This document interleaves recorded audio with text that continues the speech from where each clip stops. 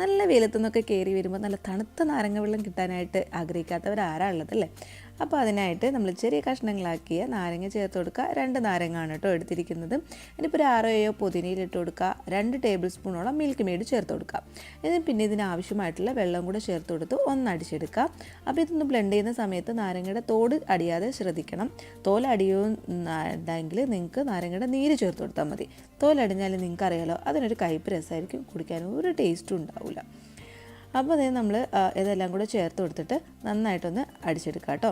മധുരം കുറച്ചുകൂടെ വേണമെന്ന് തോന്നുന്നുണ്ടെങ്കിൽ നിങ്ങൾക്ക് പഞ്ചസാരയോ അല്ലെങ്കിൽ കുറച്ചുകൂടെ മിൽക്ക് മെയ്ഡോ ചേർത്ത് കൊടുക്കുക. അപ്പോൾ ഇതേ നമ്മുടെ ഒന്ന് ബ്ലെൻഡ് ചെയ്ത് എടുത്തിട്ടുണ്ട്. ഇതൊന്ന് അരിച്ചെടുക്കാം.